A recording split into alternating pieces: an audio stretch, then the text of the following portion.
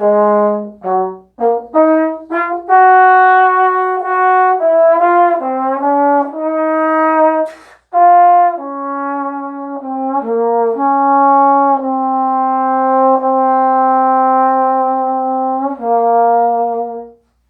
everyone, Eric at Awesome Custom Brass. In my hand I have the S.E Shires Ralph Sauer Model, the Artist Series Ralph Sauer Trombone, and it's beautiful from the way that it looks to the way that it plays. I'm going to talk about it, but first I'm going to fanboy out a little bit on Ralph Sauer, and I was super excited to order this horn for the shop, to get it in.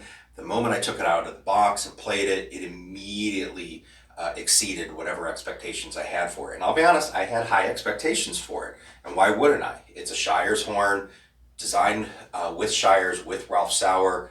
I thought, man, this is going to be so cool. And it did not disappoint. Just, it's amazing. Really, it's a truly amazing horn. So I'm going to talk about some of the features. But Ralph Sauer. So Ralph Sauer is, and yeah, I'm going to fanboy out here.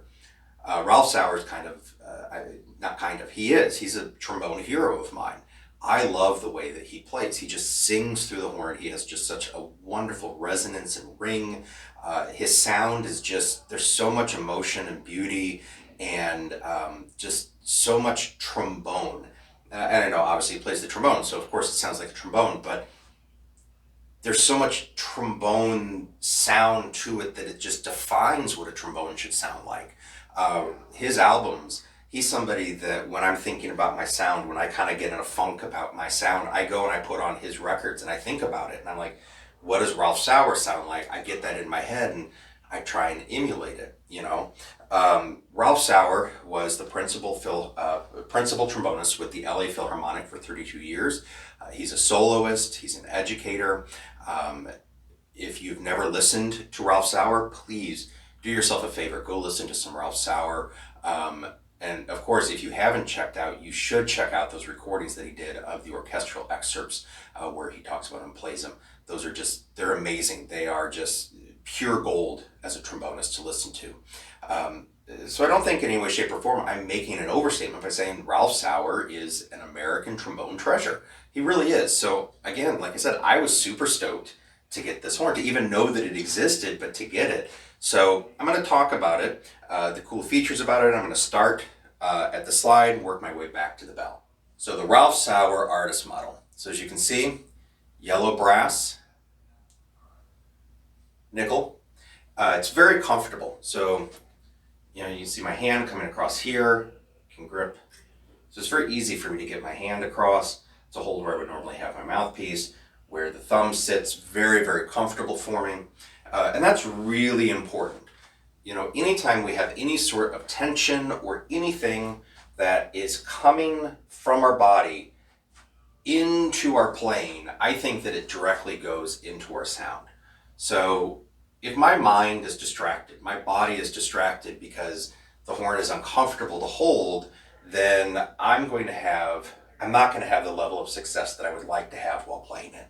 So I really, really appreciate the design that went into this horn. The slide's a little bit, it's going to be more like that classic con slide in its width.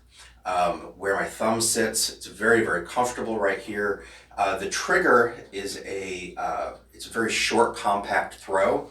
It's very easy, very straight to the point. So I put the trigger down, I get to the note. There isn't a whole lot of in between. It's very easy to access.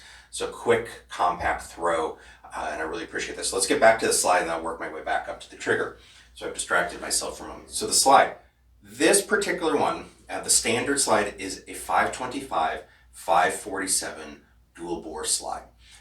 It comes with two lead pipes, one that's for large shank, one that's for small shank. I think that's absolute pure genius on Shire's part because there's different mouthpieces, different cups, different things out there, and sometimes we can't find that one that is available in a small shank and large shank, or there's just something about the difference, even if it is available, that gosh, one version of it plays, I like the way the other one plays better. So the fact that I can choose and pick small or large shank for this instrument, I love that feature. I think that's great. The 525, 547 bore. Why do I like that? It's something that I think if you're playing primarily solo material, having that 547 sometimes can feel like it's almost too much. You know, it's a big, bold, rich, full sound with 547, but I think we've all been there where sometimes you're just kind of like, wish I didn't have to contend with this so much. I like having that comfort of just a little bit smaller bore at the front end, and then it opens up into the larger. So I still retain all of that large bore sound, but I have the ease of the 525. I think as you're listening to the horn, you'll hear that that also plays into this nice, warm, rich, but compact sound. So it's not too directional, it's not too spread. It goes straight to the audience, but fills a room as well. And that's what I want if I'm playing solo literature. If I'm playing in an ensemble, especially a brass quintet, I think that's what I want as well.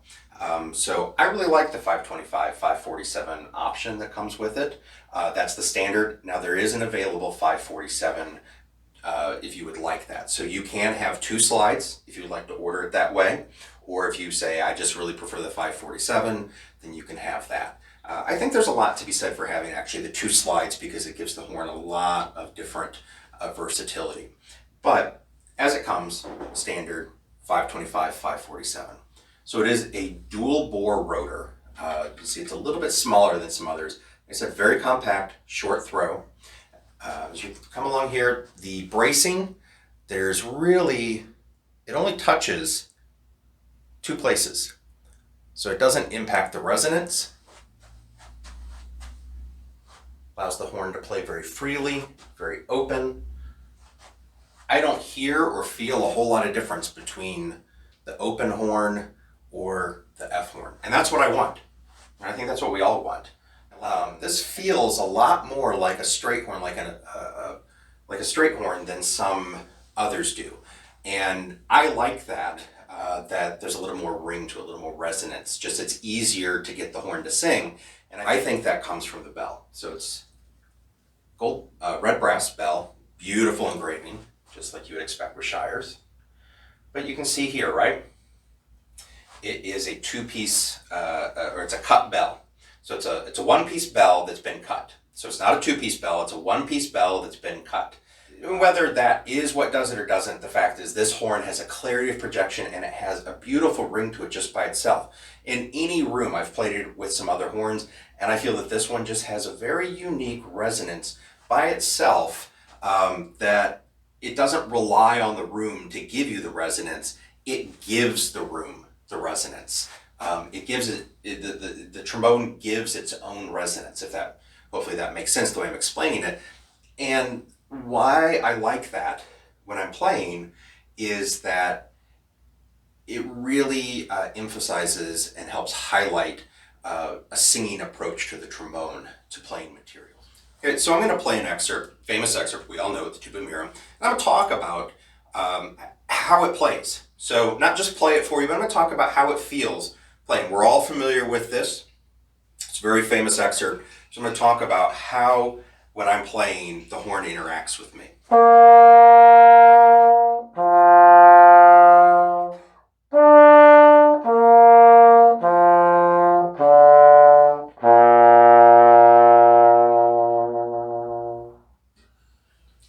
So one of the things that I really like about this horn is the clarity of projection, the singing quality. I'm going to use that word a lot with this horn because it does have a very human singing vocal quality to it that I just feel like it's just my voice coming out of the horn into the room.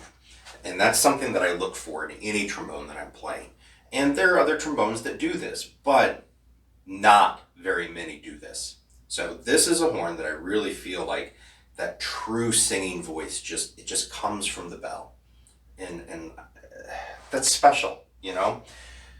This room it's medium. You know, it's not really a very wet room, but even from the horn itself, like I talked about, I feel like this has a certain resonance, a certain ring to it that it starts at the bell. It's not waiting for the room to give it to me. It starts from the bell and the room just responds to it.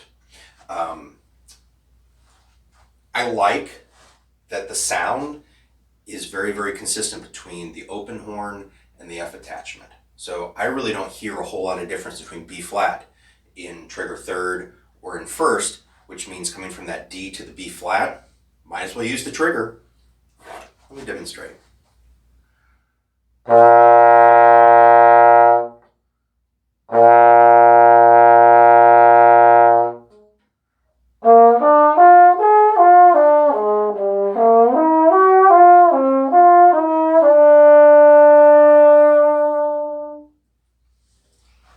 Very, very easy to play across the different partials, to play with the alternate positions, as much as I hate that phrase, but with the different positions, to access the horn and all of the available options to me to get nice lip slurs, to get an easy approach. And that's so valuable with the horn. Not every horn does that. You know, we've all had those horns, we pick them and we're like, I'm going to go to this other position just because it doesn't sound or feel the same out here. I want it to, but it doesn't. It just does what I want, you know? I don't really have to worry about the horn. I just sing through the horn. And again, that's what I want for myself. That's what I want for any of my students, what I want for anybody that buys a horn. I just want that freedom to sing through the instrument.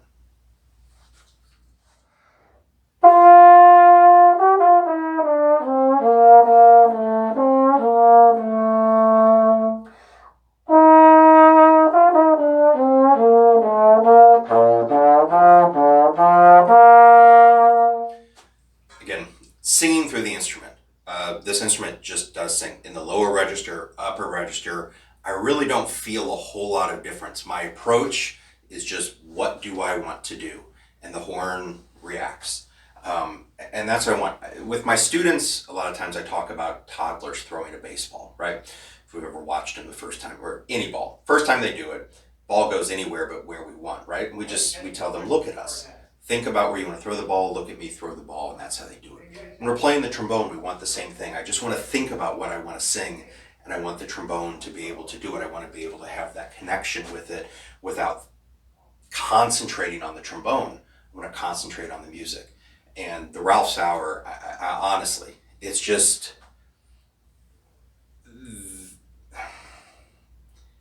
it's freaky. The ability to connect with the horn is just kind of freaky, like in a great way. I cannot say enough nice things about this horn. So again, the S.E. Shires Ralph Sauer Model, absolutely beautiful. And like I said, I'm just stoked to have it here. So thank you so much for indulging me and listening to me fanboy out on Ralph Sauer. And thank you for watching us. Thank you for checking out Austin Custom Brass. If you have any questions, if you'd like to purchase the horn, check us out online, or you can find us by phone, 816-410-0826. My name is Eric. You can ask for me. Otherwise, other people are happy to help you. My direct extension is 705. You can reach us by 2 emails. Our general contact information email is info@austincustombrass.com. And my direct email is Eric, E-R-I-C, Eric@austincustombrass.com. So let me know if you have any questions, any feedback. And of course, if you would like to come try the horn, we have it in shop right now. Please come visit us. We're in Kansas City, Missouri. Otherwise, give me a call, ask questions, and I'm happy to make a video for you to answer any questions that you might have about the horn. Thank you.